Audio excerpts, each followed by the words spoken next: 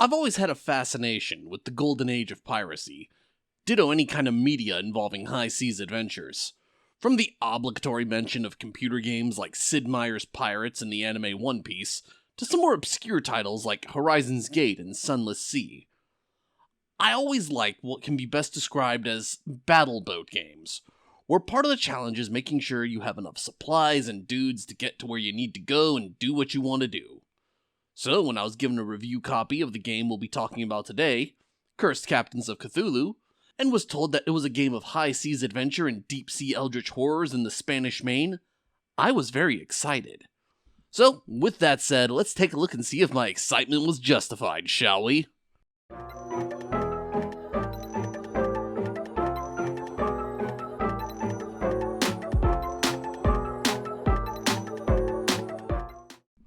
As I mentioned in the opening, I was given a review copy of this game, but that was as far as the compensation for this went.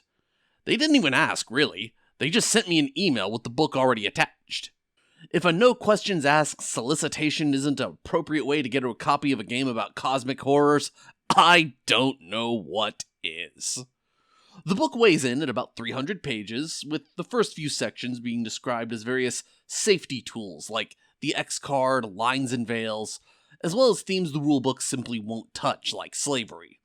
It's stuff I don't particularly pay much attention to myself, but would rather people be aware of than not, since it's just a game isn't an excuse to hammer away at a subject that grosses out, upsets, or otherwise makes people uncomfortable. Then it wastes little time getting into the meat of the game, and I think we'll do the same. So let's get right into making a salty sailor that stares into the strange spectacle of starborn sea life. Character creation is quick and straightforward in Cursed Captains of Cthulhu. You start by picking a profession, which gives you 2 points for starting characteristics, a unique skill, and your starting equipment. This is where it becomes apparent the game leans hard into its nautical theme. Every profession is laid out along a compass, along with every characteristic. I don't really know what purpose this serves mechanically, but it does make a kind of sense. But for now, let's just move on with the character creation process. The next step is you assign your characteristic points in one of 2 methods, by dividing 8 points among the remaining characteristics for a total of 10. And if you're more of a fan of randomized results, there's a few options for that, but the only real difference is where you start when you're rolling. Since characteristics go along a compass, the direction you'll travel as you're going along is clockwise, and the first characteristic is melee, which would be followed by brawn, seafaring, and so forth. For random allocation, you start with the last characteristic you gained from your profession and move on to the next. From there, you roll a 3-sided die and subtract 1, and that's how many points you add to that characteristic and move on to the next.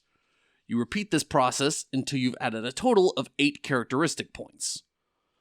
Compass bias is only different in where your starting point is. You begin at the last characteristic you point a point into, based on your profession, then move 2 spaces counterclockwise, and that is where you begin rolling. This particular method makes it more likely that you'll have a higher set of characteristics that pertain to your profession, especially if you've got one that allows you to start with 3 somewhere. There's a few things to make a note of when you're doing any of these methods, though. First, none of your characteristics, unless stated by your profession, can start off higher than 3. And those usually come with a caveat about how, upon doing so, you must start with 0 in another characteristic. Additionally, you can only have 10 characteristic points when you're done. If you're using the random methods, just add as many as the rules allow and continue going if it is necessary. As a side note, if you don't have a 3-sided die and need a little help figuring out how to replicate this, it's simple. Use a normal 6-sided die, divide the result by 2, and round up. This means 1 and 2 would be 1, 3 and 4 would be 2, and 5 and 6 would be 3. After you've assigned your characteristics, you pick out a few additional skills for your character and... well, this is where some of the more glaring flaws of this game appear, at least in the review copy I was given. In the character creation section, it's never specified how many skills you're allowed to have, just that you need to meet the requirements for a given skill. There is some mention of taking negative traits in order to gain more skills, but This is never really explained in more detail. The only clues in the book I had to go on were that there's a chart that details what you gain upon leveling up, and it indicates that at level 1, you can start with anywhere from 3 to 5 skills. And there's a few professions that state you can start with more than the normal 3, or 4. That number changed a few times in different passages as well. I will note that there's been an update on DriveThruRPG for Cursed Captains of Cthulhu since I have received my review copy, so it's possible that this was updated and errated. Anyways, that's the best I have to go on for this review. You can't start with any more than 5 skills, which includes the one from your profession, meaning you can pick 4 more.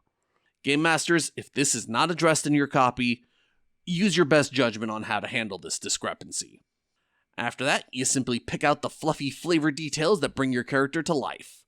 Things like what mannerisms they have, what kind of clothes they wear, why they've taken to the life of a sailor, and why they're with the current crew, and you're ready to go.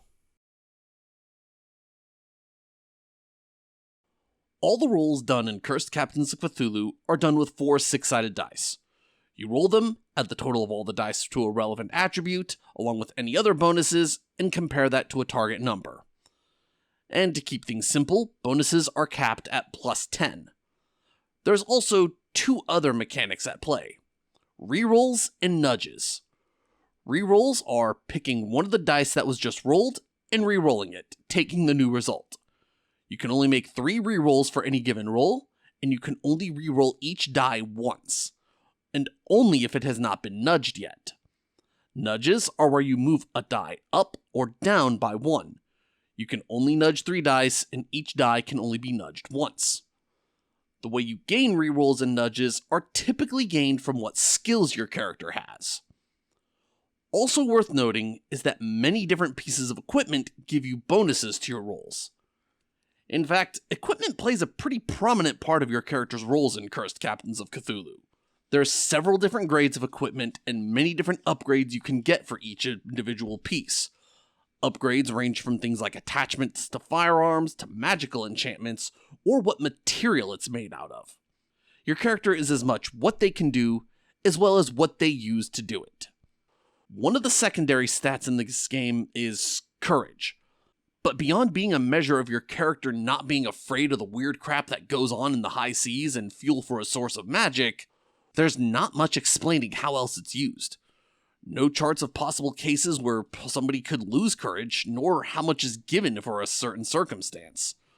There's a few monsters in the bestiary section that deal courage damage, but that's it. This is another one of those cases where, as the GM, you're just going to have to make some judgment calls on what it all means.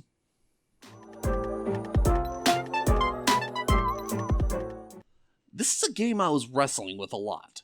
I couldn't figure out what it was trying to be for the longest time.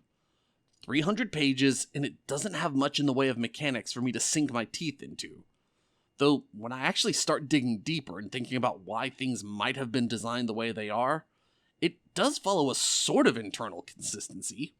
Cursed Captains of Cthulhu is one of those role-playing games that leans more into role-playing and its aesthetic. Take a look at the compass for characteristics. There's 8 of them, and at first, it may not seem like there's any sense to how they're laid out. But, along this middle line here, we can divide it into the stats with magic associated with it, and the ones that aren't. The layout makes a kind of sense. Studies is the more academic mental attribute, the book nerd who would probably talk about how the moon influences the waves of the ocean through gravitational pull, and that's why we have tides. Then opposite that, you have seafaring, the sort of knowledge a sailor would have earned through experience, saying to the turbo dork earlier, "Yar, that be wrong. 'Tis 'cause the sea be alive, the rise and fall of the waves no different than the rise and fall of your chest as you breathe." Both different explanations of the same phenomenon that they do not dispute. Waters rise and fall to a rhythm throughout the day. Mechanically, not too interesting a difference. Aesthetically, it's a conflict of logic and intuition. And I could go on for a while explaining all the patterns like this, patterns that I am under no impression are coincidences. But I won't, because while I find it interesting to think about and look for them, they don't necessarily add much to the game itself in my opinion. And for the review copy I got, There's unfortunately some fairly important parts missing, and no amount of papering over them or distracting you with set pieces are going to fix that.